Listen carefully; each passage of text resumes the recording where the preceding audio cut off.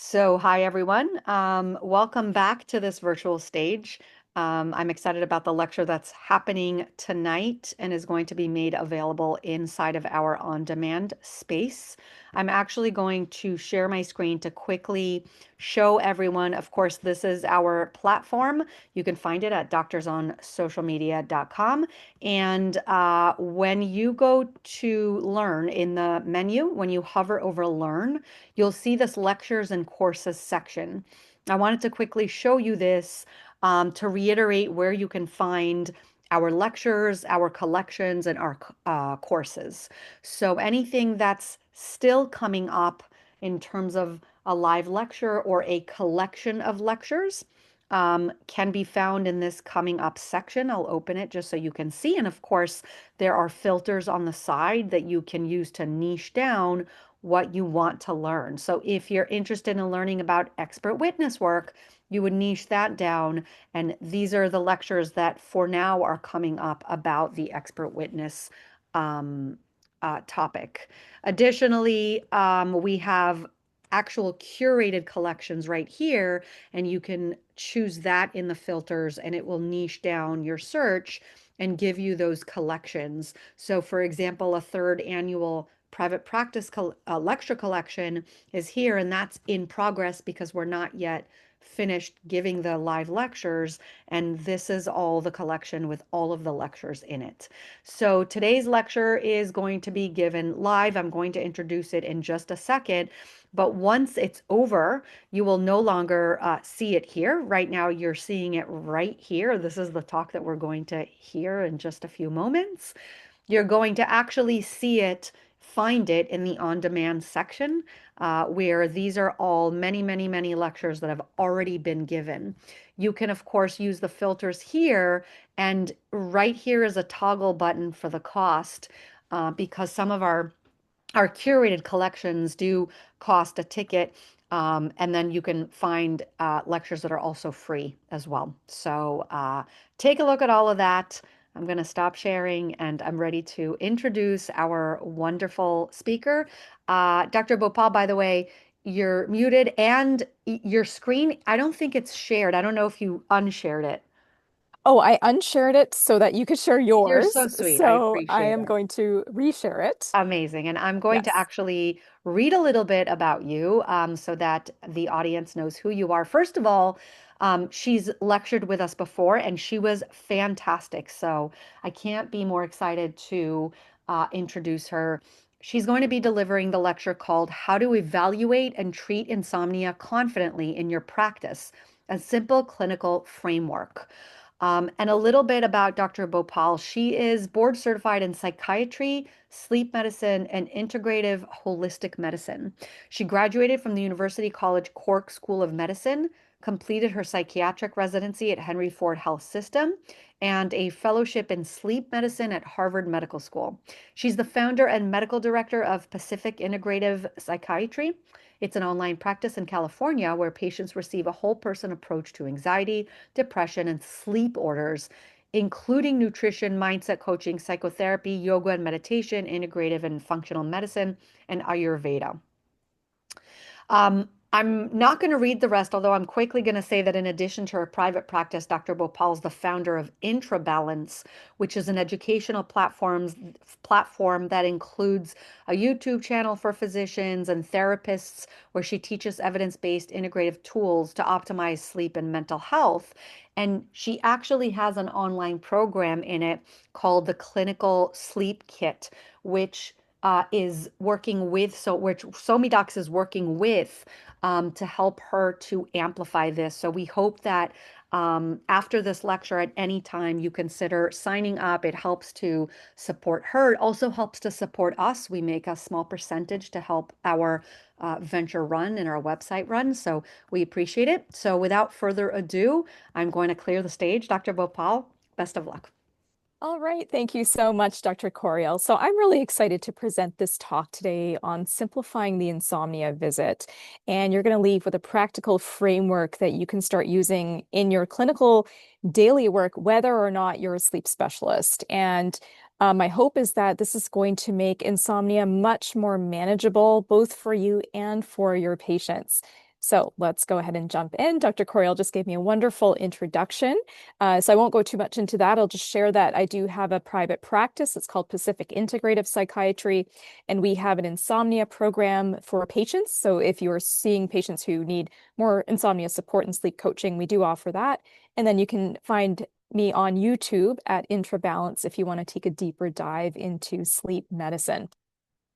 Okay, so today's goal is to really help you simplify your approach to insomnia and not only simplify it, but make your treatment plans more effective so that you can help your patients sleep.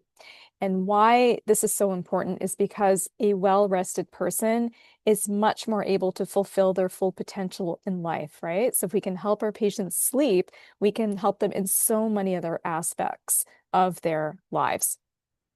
So we're going to look at why many of our insomnia patients remain stuck, even though you're trying your best, and the evaluation step that is often missed. We're going to look at a simple clinical framework that you can use to evaluate pretty much any sleep issue that you come across.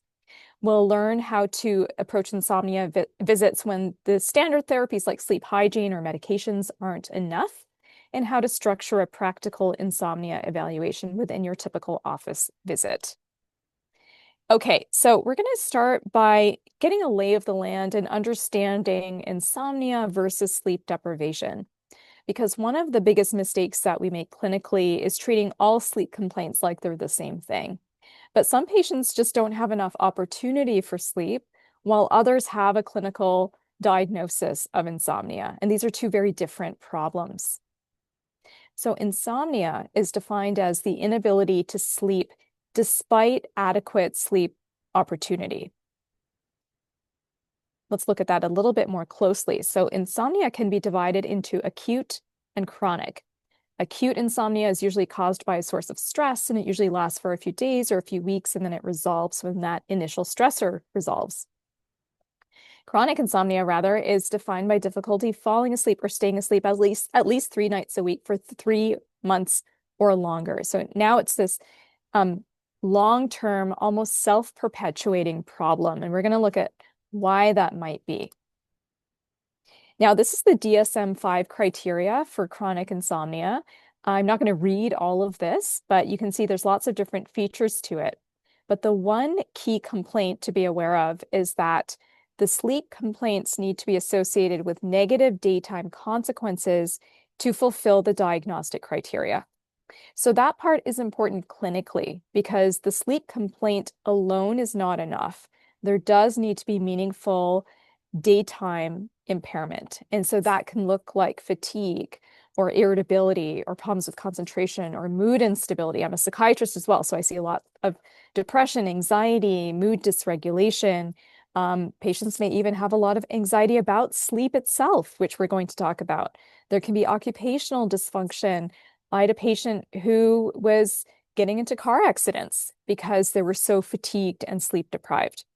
So many people struggle with poor quality sleep, but that alone is not enough to meet the criteria for insomnia disorder. They need to have negative daytime consequences. Now, insomnia is the second most prevalent mental health disorder. And if you're watching this recording, I recommend just pausing here and just asking yourself, what's the most common mental health disorder? So take a pause and take a guess. And if you guessed anxiety disorders, then you would be correct. But insomnia is incredibly common. About 30 to 50% of people experience an acute short-term bout of insomnia. I suspect it's probably even more than that. I think most of us have experienced some form of sleep disruption during times of stress. But chronic insomnia disorder, as defined by clinical criteria in industrialized nations, is estimated to affect about 10% of the population. And there is a higher prevalence in women, older adults, medically and psychiatrically ill populations. So we want to be on the lookout for sleep disorders in those populations. I suspect again that the rates of chronic insomnia are even higher than this. And one of the reasons is people are becoming more attuned to sleep. And so I'm seeing more complaints about sleep in my clinical practice than I was like, 10 or 15 years ago, because there's just so much more talk about it online. We're going to look at that too. Now, I introduced the concept of insomnia versus sleep deprivation earlier. Now, these are two distinct entities. Even though they both involve insufficient sleep, they are quite different. Sleep deprivation is when the person isn't giving themselves enough opportunity to sleep, and it decreases alertness. So the person who's sleep deprived is sleepy. So they have daytime sleepiness, they have reduced alertness, they may be yawning. This is the person who says, they're falling asleep in meetings and things like this. Whereas the person with insomnia has the opposite. Their symptoms are characterized by hyperarousal. So these are your patients who tell you, I can't sleep at night, but I'm so wired during the day. I can't lie down to take a nap.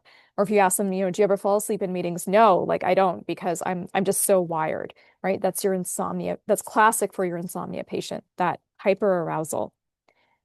That patient is exhausted. So it's your tired and wired sort of phenotype. So they're in the state of hyperarousal, and now their brain is treating the bedroom or treating sleep almost like a threat. And that distinction is really important. So it's important for you to identify between the person who's sleep deprived because they're not giving themselves enough opportunity to sleep versus the person with insomnia who has adequate sleep opportunity, but they can't sleep because the treatment plan is going to be very different. Now, patients are becoming more worried about sleep. This is from the AASM, American Academy of Sleep Medicine, Sleep Prioritization Survey from 2025. And what they found was that 76% of respondents to the survey lost sleep due to worries about sleep problems. So people are no longer just struggling with sleep itself. They're struggling with the fear of not sleeping. They're trying to control sleep. And I think this is partly because of or maybe largely because of all of the attention sleep is getting nowadays. When I went into a sleep fellowship, when I was applying for that in residency, one of my attendings was like, sleep, why would you want to go into that? Like, what even is that? It was not as desirable a specialty or a hot topic the way that it is now. Now there's lots of talk online about sleep maxing. People have wearables. There's podcasts about sleep. There's influencers. So people are thinking about it more, and it might even be creating more anxiety about that. So we're going to talk about how to address that with your patients. Now, this is a pattern that you may recognize in your practice, and I call this the insomnia revolving door. This is where you have a patient who presents to you with insomnia, and then you might try treatment. So you might try a medication or CBTI even, or sleep hygiene, or some other strategy, melatonin, magnesium, or something else. And then they don't get better. And they come back to you with insomnia. So now you try another treatment, and you try something else, and they still don't get better. And this cycle continues. Maybe you even refer them to a sleep specialist or someone else, and they come back to you and they're still not sleeping. So over time, that visit can start to feel like a revolving door. And the problem isn't usually that you're not trying enough treatments or that you haven't found the right supplement or the right medication or the right referral. The problem is usually that the evaluation was incomplete. So if that sounds familiar to you, you are certainly not alone. This is a common issue that I see come up in practice all the time, especially with the clients, the students in my clinical sleep program. They're all clinicians. This is something that many of them struggle with. So why is this? Why does insomnia feel so hard to treat? Well, in medicine, we usually want to get a clear diagnosis and then we tailor a treatment plan to that diagnosis. But the thing with insomnia is that it's usually not so clear cut, but we still approach insomnia as if it's a single condition. So you might try different medications, you might try different types of supplements, maybe you're working on sleep hygiene, maybe you're sending the patient out for a referral, and they're still not getting better. The reality is that insomnia is more like a combination of different factors. So it's the culmination of a variety of different things. Now, primary insomnia disorder can be its own self-perpetuating issue, which we're going to talk about. But oftentimes, insomnia represents a variety of different clinical factors at play. So what we need to do is figure out what's going on. Is it related to food or nutrition? Is it emotional? Is it related to stress? Are there some medical issues, medications, other things at play there? Is it environmental? Usually it's a combination of one or more of these things. And then we tailor our treatment plan according to what's going on for that patient.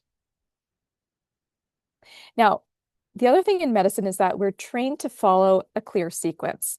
So when a patient presents with symptoms, we do a workup and then we implement a treatment according to that. And we do this for almost everything, right? So if a patient presents to you with a fever, the treatment plan might include Tylenol, but that's not all you're doing. You're going to do a workup to figure out why they're having a fever. And then you're going to tailor your treatment according to that.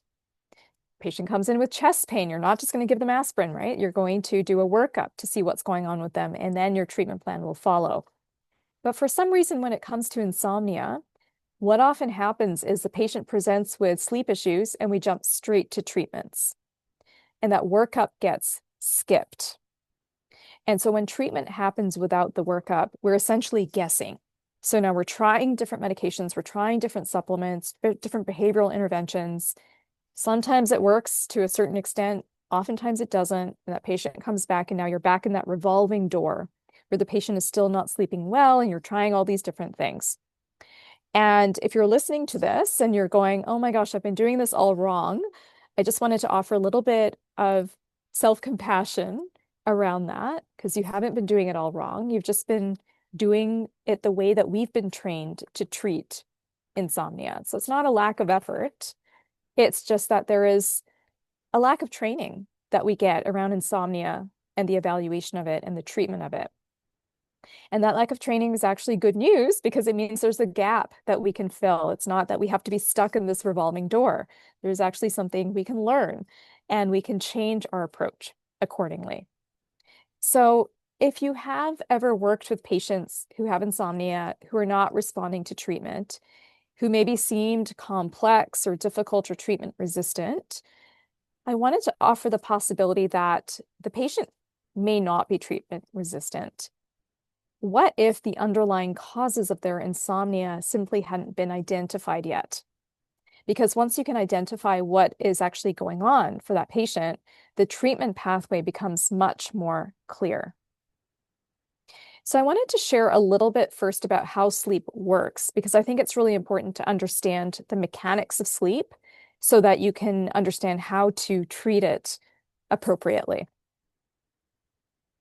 This is the two-process model of sleep, and you may be familiar with this, but if it's a new concept, I will explain it briefly. So what we're looking at here are the two processes that really make sleep happen. The first is called the sleep drive, also known as the homeostatic sleep drive, or process S.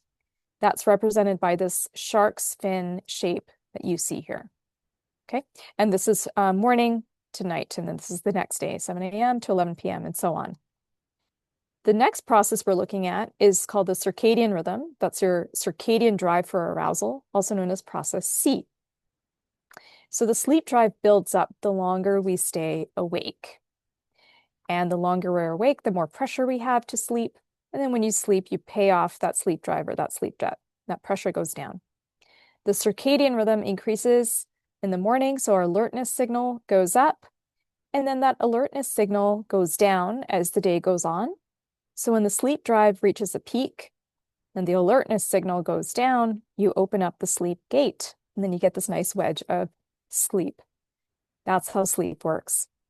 So if someone doesn't have enough sleep drive, which we're going to look at later, you're not going to get this nice pressure to fall asleep.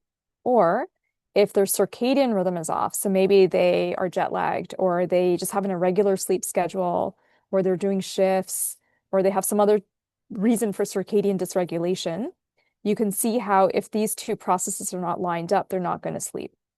And it's as simple as that. So a lot of helping patients sleep is helping them increase their sleep drive and regulate their circadian rhythm. Now, the other thing that's important to understand is the hypnogram. And if this is a new concept, I'll take a moment to explain it as well. This is a representation of sleep architecture across the night. And so it's kind of like the skyline of your sleep. And this is hours of sleep across the night. And these are the different stages of sleep. At the top, we've got wake. These bars represent REM sleep. Then you've got stage 1, which is light sleep, stage 2, which is still considered light sleep, and then stage 3, which is deep sleep, deep slow wave sleep. What you'll notice is we get more deep sleep in the first half of the night and more REM sleep in the second half of the night. And by the way, this is for adults. So children and older adults have a different looking hypnogram, but this is for the average adult, average healthy adults. The other thing I'll point out is that you'll notice these awakenings. There's 2 awakenings represented on this hypnogram. These are completely normal. And for many adults, we actually see more of them. You can have 4 an hour, even up to 4 an hour is considered normal. So these awakenings can happen after a sleep cycle.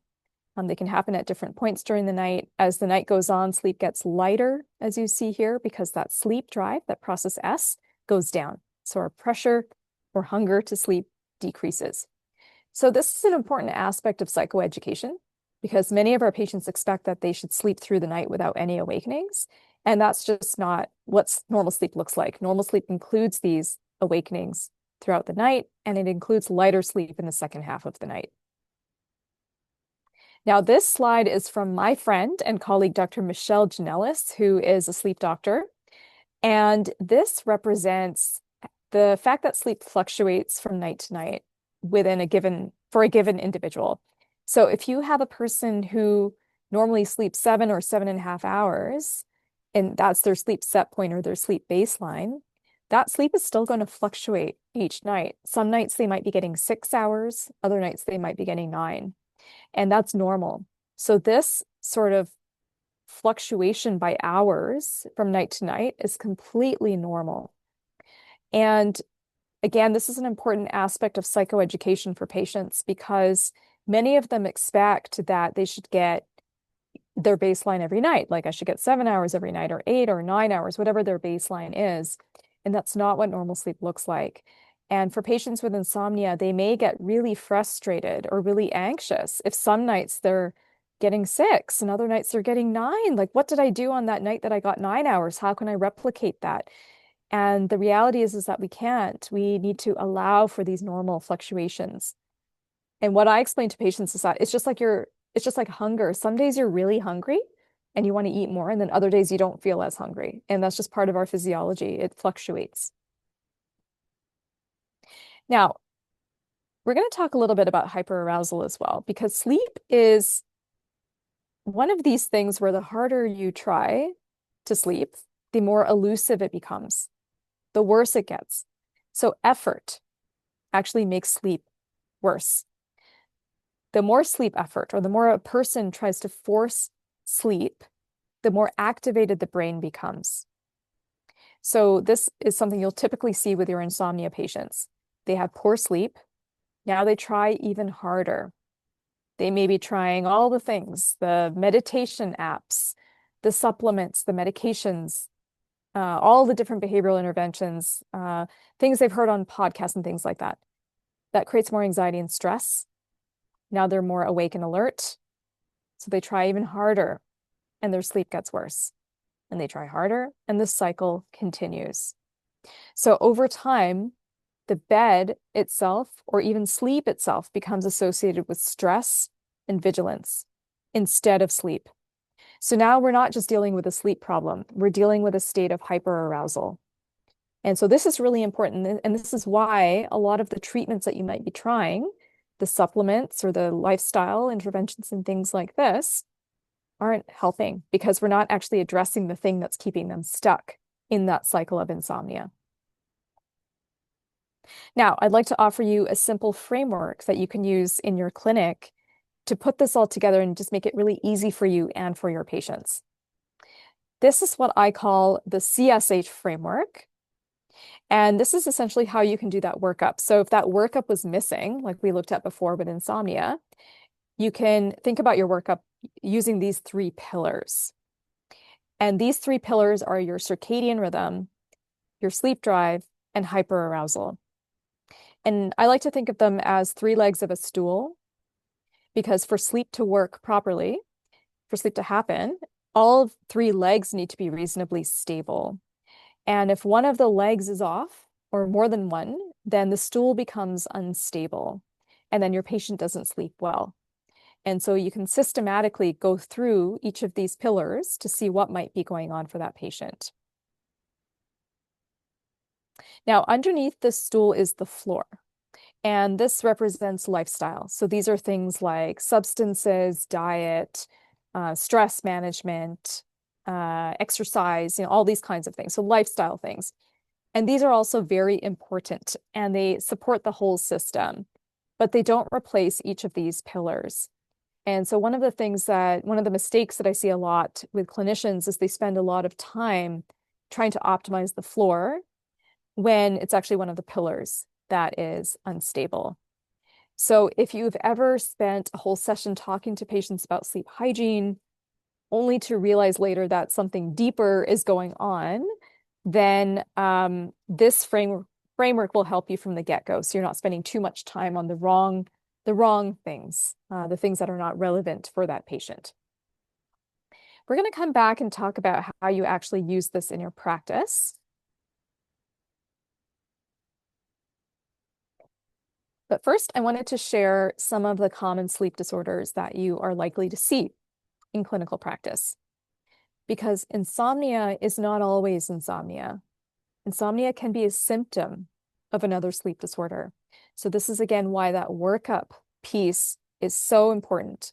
Because if we're just trying to sedate the patient with insomnia with various sedatives, whether they're sedating meds or supplements and things like this, and we're missing a sleep disorder, we are not only not helping that patient, we're potentially causing harm.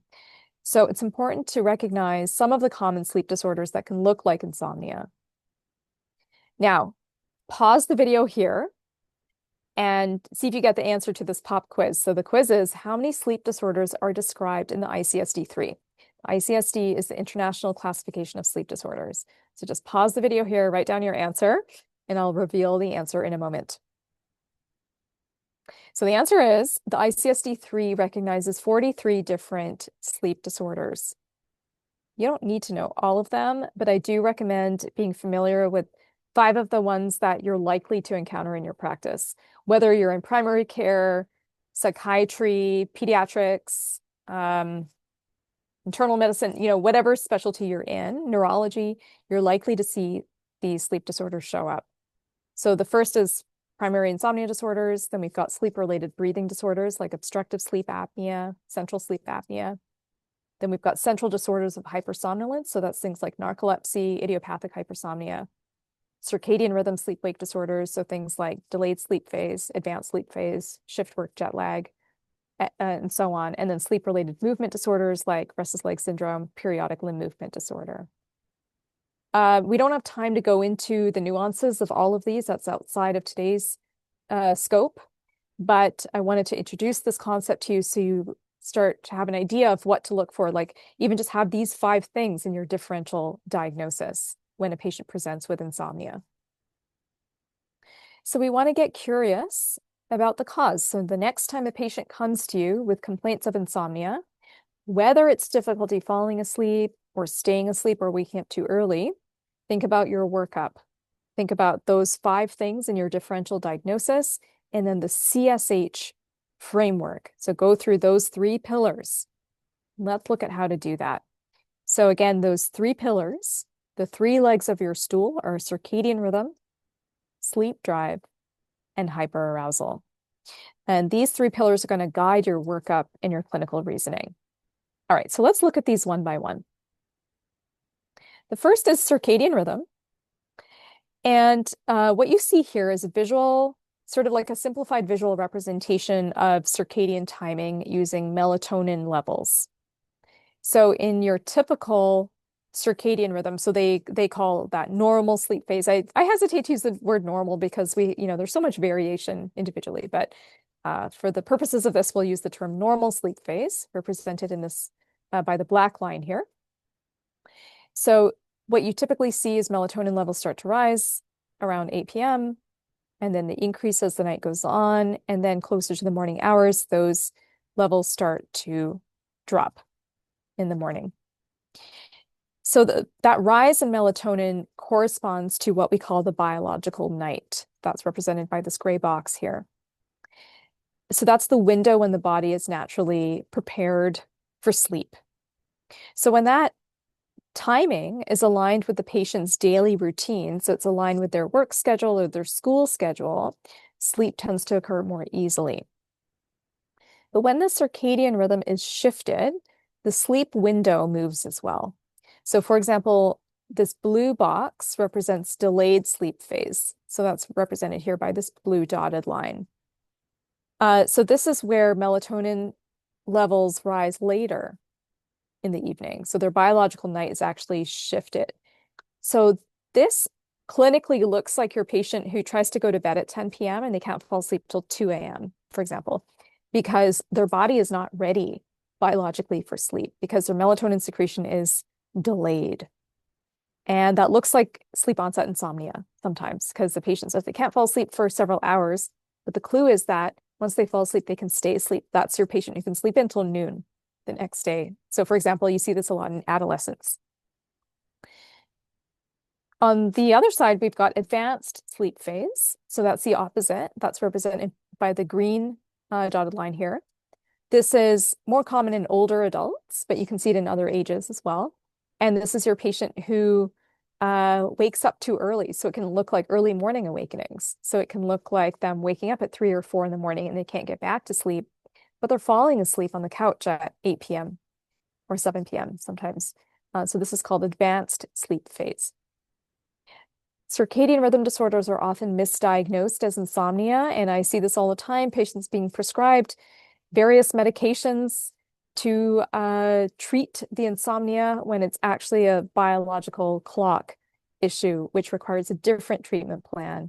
The treatment plan's outside of today's scope, but it's something that we go into more detail inside my program as well for anyone who wants to go deeper. Now let's look at the next pillar, which is sleep drive. So sleep works a lot like hunger. So if you've eaten a large meal, like if you ate a large meal an hour ago, and then you go to a restaurant or you go to a buffet, you're just not going to feel hungry, right? Even if you like the food, you're just not going to feel hungry because you already ate. So sleep is like that. When the brain hasn't built up enough hunger for sleep or pressure for sleep, simply giving someone more opportunity to sleep is not going to solve the problem. So they can lie in bed for hours and still not fall asleep. And the good news is that this is really easy to recognize in a clinical visit once you know about this. And then once you start knowing this and start noticing it, your insomnia visits become a lot easier. They just make more sense. So what you might hear is the patient starts trying to go to bed earlier to get more sleep. It's kind of logically makes sense. Like if I go to bed earlier, I should get more sleep, but they're actually reducing their sleep drive.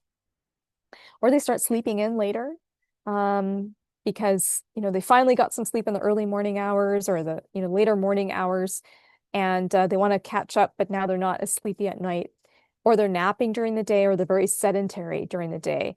I had a patient who, after work, he would just get straight into bed and watch TV the rest of the evening. And he would eat his dinner in the bed, he would watch TV, he would scroll his phone, read a magazine, all the things, he would do everything in the bed from 5 p.m. to 10 p.m. And then he couldn't fall asleep and the sleeping pills were not working for him. He was referred to me for treatment-resistant insomnia. This was a sleep drive issue. So helping your patients increase their sleep pressure, the simple thing. But when that sleep drive improves, then sleep becomes more efficient and more predictable.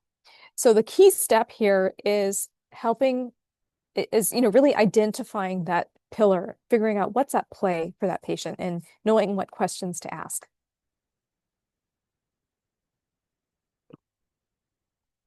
Now, we talked about hyperarousal, this vicious cycle where the harder the person tries to sleep, the more elusive it becomes. This is something that you're likely to see quite commonly in your patients who have insomnia. because now the moment they get into bed, they're worrying, they start planning, they're watching the clock. They might even have anxiety about not being able to sleep tonight, or they almost have like a phobia of being awake at night. And so over time, sleep now is something they're trying to achieve. It becomes a performance. So I think about it through the lens of performance anxiety and also a phobia of being awake at night. So now it's not something that happens naturally for them. It's like something they're trying really, really hard to force. And the thing is, you can't force it. Sometimes I use the analogy with patients that it's like surfing when there's no waves. Like you can paddle, but if there's no waves, it's not going to work. You're not going to surf. So you're working really hard, you're tiring yourself out, but that wave never comes. So you're not going to surf. So sleep is like that. You have to allow that wave to come in. And so once you start recognizing this pattern of sleep effort, it becomes much easier to see when hyperarousal is driving the insomnia. And we'll look at an example of this in a moment. But I also wanted to present the idea that sometimes as clinicians, we might be feeding into this cycle. So if we are prescribing one sedative after another, let's try trazodone. Okay, now that didn't work, let's try hydroxyzine. That didn't work. Let's try one of the other Z drugs. Let's try zolpidem or Lunesta. Okay, that didn't work. Let's try one of the DORAs, suvorexant, or we're trying all of these different things. We're unwittingly feeding into this cycle of more effort. So we're actually increasing the patient's hyperarousal. So I just want you to be aware of that and think about that next time you have a patient who is struggling with this sleep effort. Am I feeding into this? So just think about that. We're going to talk about that again in a moment. Now, so here's an example. This is a patient of mine. We'll call her Julie. I've changed her name for confidentiality. So she's a high achieving professional in her early 40s, and her main complaint wasn't falling asleep. She was able to fall asleep, but she was waking up around 2 or 3 a.m. and she couldn't get back to sleep. And she had been prescribed a variety of different medications by her doctor. So she'd already done the trazodone, zolpidem, some of the orexin antagonists. She tried some over-the-counter sleep aids, and nothing was working for her. And so I took the history and found out that her mind was constantly active. So she would get into bed and her mind was planning. She's thinking about the day, what she needs to do tomorrow. Now she's worried about the sleep itself as well. And oh my gosh, how am I ever going to get back on track? And sleep is now its own stressor for her. And when she would wake up in the middle of the night, this pattern would be really amplified. So it'd make it really difficult for her to fall back asleep. And so when I do the 3 pillars evaluation, it was clear that the issue at play for her was the hyperarousal piece. Now, inside of my program, if you decide to join the program, you'll get access to a differential diagnosis guide, which shows you all the things to think about for patients who have difficulty falling asleep or staying asleep or waking up too early. So that just makes it really easy to figure out what's going on. So we did the evaluation for her, and it turned out there were a few different things going on for this patient. So the workup revealed that she did have sleep apnea. So for those people who have those 2 or 3 a.m. awakenings, especially in this sort of age group, perimenopause, menopause, sleep apnea rates increase. It can look like sleep maintenance insomnia. So it turned out that's one thing that was going on for her. So she's getting treatment for that. We worked a lot on circadian regulation. Even though that wasn't her primary driver, it's one of those really tangible, easy things to work on that can move the needle for the patient. She turned out to also have iron deficiency, so we're addressing that. We worked on ways to calm her nervous system during the day, so she wasn't revved up all day and taking that into the bed at night. We worked on some of the cognitive, unhelpful thoughts around sleep, and she was able to eventually taper off sleep aids altogether. And so this was a very different treatment plan than she initially had coming in for the evaluation. And we just worked through it stepwise. And once the underlying causes were identified, the treatment plan became very clear, right? And so this is something that you can do with your patients as well, just going back to that workup. And if you decide to join the program, then you'll get a lot of guidance on how to do that as well. So I've actually created a screener. It's called the CSH phenotype screener. to make it really easy to identify which pillar or pillars are at play for a given patient. So this is my own proprietary screening tool that I've created that students in my program get access to. So this is something you can use, and it takes 2 minutes. And then immediately you know what pillars of the CSH framework are going on for that patient. But if you don't have access to that, then you can start by taking a really good history. These are some of the questions that you can think about asking. Um, you may not have time to go through all of these in a clinical visit, but you can use the AASM clinical history PDF. So if you just Google that, American Academy of Sleep Medicine sleep history template, you'll be able to download a PDF and you can use that in your practice. And sometimes I even will send a questionnaire to patients to fill out between visits if you don't have time to go into all of the questions. And once you go through these questions, it'll start to become really clear, are we dealing with circadian rhythm, sleep drive, hyperarousal, lifestyle, or a combination of all of the above? Now, one of the reasons that sleep or insomnia specifically feels so difficult to treat is what we've been talking about, is this idea that sleep cannot be forced. And as clinicians, we really want to help our patients, right? So we want to try different things. We want things to work for them. And so our natural tendency is to give them recommendations of things to try. But as we've looked at, the harder you try, the worse sleep gets. And sleep requires the nervous system to downregulate. So the system becomes activated the harder someone tries to sleep. Now the brain is more alert.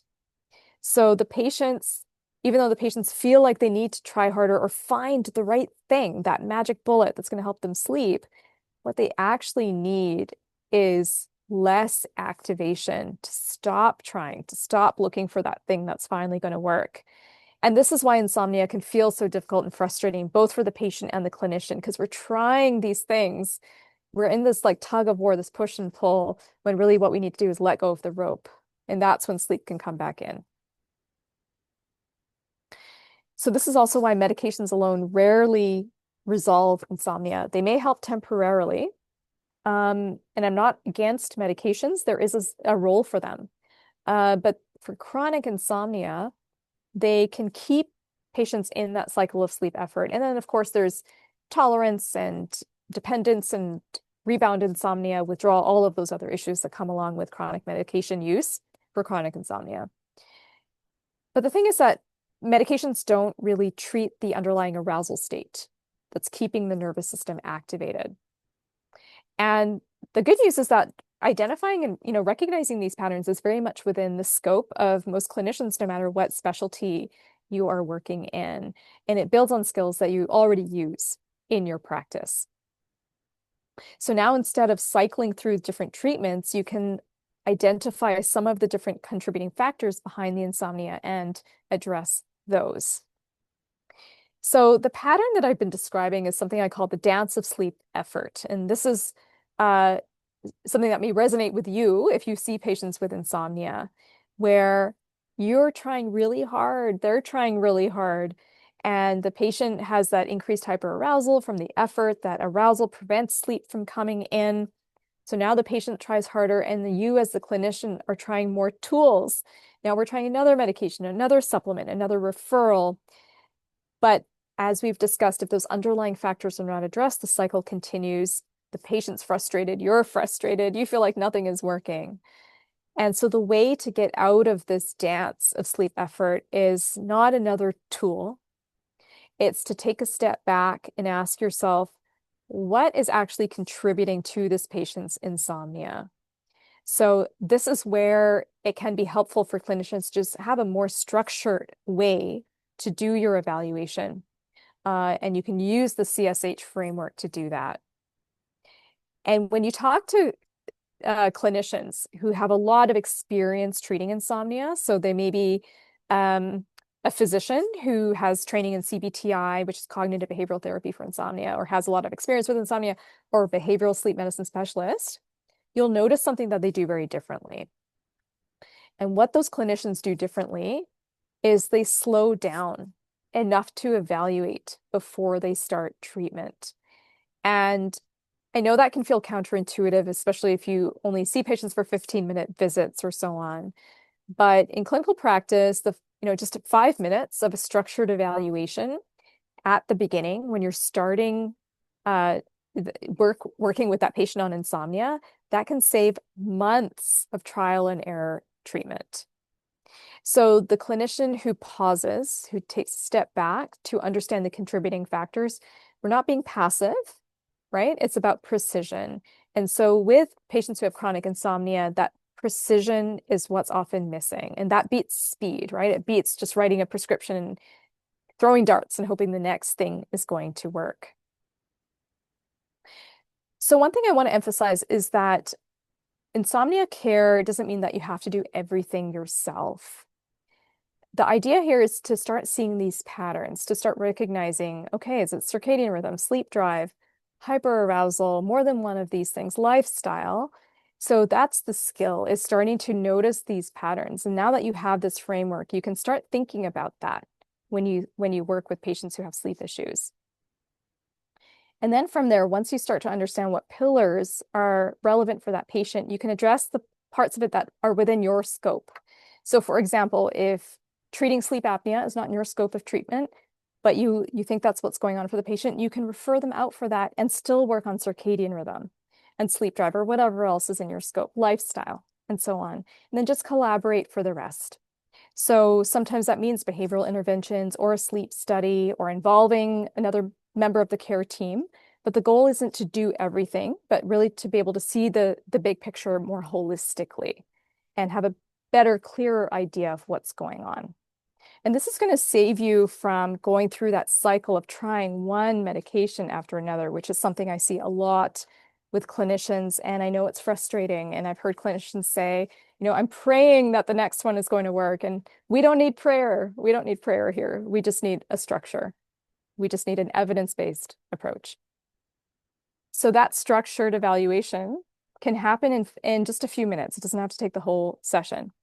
So, because I know you might be thinking like, oh my God, this sounds like it's going to take forever, but it can happen in just a few minutes once you know the sequence. So the first thing is to screen. So we are going to identify the chief complaint and the severity of the symptoms. Step one. Step two is we're going to assess. So we're going to go through those 3 pillars systematically: circadian rhythm, sleep drive, hyperarousal. If you decide to join the program, you'll get access to that 2-minute screening tool, which makes it so much easier. And then the third step is to prioritize. So this is where you're going to identify the primary pillar at play, and that's going to help you shape your first treatment, your first intervention. And so you just go through this 3-step sequence. And understanding the framework conceptually is step one, and then using it in clinical practice, like actually applying it, is a skill that takes practice, as we all know, as you know, in medical school, it's, see one, do one, teach one, right? So it takes time to start developing that skill. But the first thing is just to start thinking about it a little bit differently. And if you decide to join the program, you'll get lots of support on how to do that. So an important mindset shift, I think, both for clinicians and patients, is setting expectations and reminding yourself and your patient that you don't need to solve this in one visit, especially with chronic insomnia. It's going to take more than one visit to really help resolve this in a deep way. And sometimes we put pressure on ourselves to get it right immediately or to figure it out right away, especially if you have shorter visits with patients. But many insomnia cases are layered. There might be circadian issues and the hyperarousal and side effects of medications and sleep apnea and low ferritin and anxiety and psychosocial pressures and all of the other things that, the person might be dealing with, right?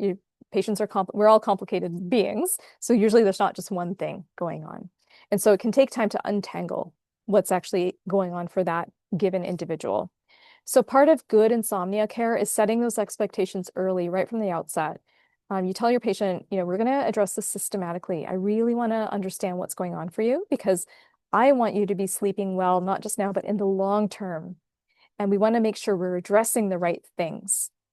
And when you present it to patients in this way, they often feel a sense of relief that they're not just going to be on this revolving door or this dance of sleep effort with you. Like, okay, we're going to work through this. All right. So you set those expectations and you can say things like, we can start with the low-hanging fruit. I like to collaborate with the patient, see where they want to start. Do you want to work on getting more activity during the day? Or, I do think we should get a sleep study. Like, let's talk about how we can get that done. Um, we might need to do some more testing and we might need some lab testing done.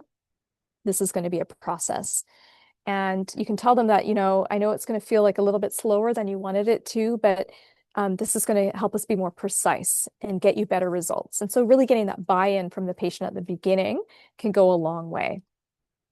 And then some of the tools that you might be using in your workup include things like behavioral tools, so things like rating scales, sleep diaries, physiological tools, so things like labs, blood work, sleep studies. They might be using a wearable or a tracker like an Apple Watch or a Fitbit or an Oura Ring, those types of things. Maybe even collaboration, referrals, working with others on the treatment team. That might be part of your tool set as well. And so, for example, some of the rating scales I recommend using, if you're seeing patients with insomnia, I definitely recommend using the Insomnia Severity Index to get a baseline, using the Epworth Sleepiness Scale to see their level of daytime sleepiness. You can use the AASM Sleep Diary. It's a free download PDF to track their sleep patterns if you want to do that. And then the CSH Phenotype Screener, which is to help you identify the pillars. That's inside the CSK program, Clinical Sleep Kit program, if you decide to join. So that's an example of some of the different tools. And, most of these tools are free or easily accessible for people. So here's your 4-step process. It's putting it all together. You want to start with getting the right diagnosis and understanding the root causes, understanding the pillars for that patient. Then you want to provide the patient with some psychoeducation on how sleep works. We looked at that earlier in the talk, so you can even go back and show them some of the slides from this talk. Then you want to collaborate on integrative strategies, so collaborating with your patient.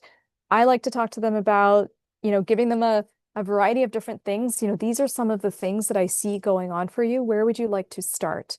What would be the easiest thing for you to start with? And getting their buy-in rather than telling them what to do, having them choose where they want to start. That can go a long way, that behavioral coaching piece. And then tracking their progress. So you can track using the Insomnia Severity Index. If they are using some kind of wearable, you can consider using that as long as it's not making them more anxious. And then you adjust the plan as needed. And then you go back. Okay, now what's going on for them? Is there something else that's going on? Or do we need to do further evaluation? And that's your process. And so it's kind of a cyclical process that you can go through with patients. So when you start using the CSH framework more consistently, then you'll start to have more clarity with your insomnia cases. And you'll start to feel a little bit more confident with some of those complex patients because usually there is more than one thing going on. And so you can start to tease apart the different pillars that are relevant for that patient. You'll start to get more consistent outcomes for your patients and for your practice. And what I love to see is that when clinicians start to really get a handle on this type of framework and start using it and applying it, sleep stops being one of the more frustrating things that you're working with, and it can start to become one of the more rewarding aspects of your practice. And it's just amazing, when patients start to sleep better, like I said at the beginning, it really has a positive impact on every aspect of their life. And so it's quite gratifying when you're able to do that with patients. And as you've learned, the framework is actually very simple. It's almost too simple, right? Because insomnia is actually quite straightforward when you understand how it works. And insomnia is one of the most common complaints that you're likely seeing in your clinical practice. And, as I said at the beginning, patients have so much more access to information, especially now with AI. There's so much information online, and they can get access to behavioral tools. There's so many apps, there's podcasts, there's all this information out there. More and more people are becoming aware of CBTI, which is cognitive behavioral therapy for insomnia. It is the gold standard first-line treatment for insomnia, and it works for about 60 to 70% of patients.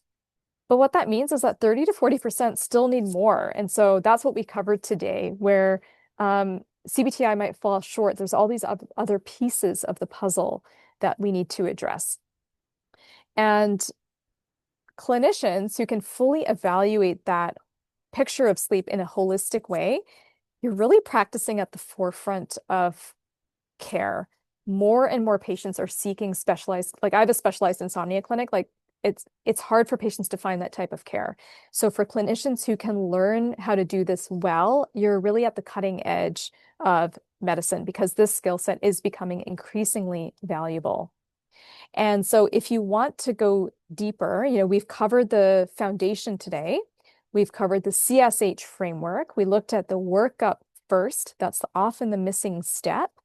We looked at why sleep effort backfires. This is your roadmap. But like with most clinical skills, the real learning happens when you start applying it with patients in real life, right? So if you want to develop that skill further, I'll tell you very briefly about the program. It's called the Clinical Sleep Kit Program, or CSK for short. And this is for the clinician who wants more structure around evaluating and treating insomnia in real world practice. So it's a mentorship program. We have calls. So today we had our live call with our clinicians. So we talk about difficult cases, how to apply this framework. We talk about integrative and lifestyle medicine treatment strategies, how to implement this in a busy practice. You get a full clinical operating system for your practice with all the handouts, the screening tools, the worksheets, the guidance on which labs to order, referrals, everything that you need to be able to do this well in your practice is inside of this program. So I know Dr. Coriel will post more about that on the SoMeDocs website. But whether or not you decide to join the program, my hope is that this lecture today helped make insomnia a little bit more understandable and a little bit more manageable clinically in your practice. And if you'd like to connect with me, you can find me on YouTube at IntraBalance. I've got lots of videos on sleep on there, so I'd love to connect with you there. You can find me on LinkedIn as well. Feel free to message me on LinkedIn.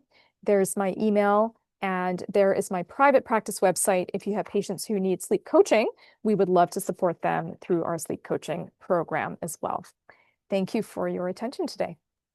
Thank you so much.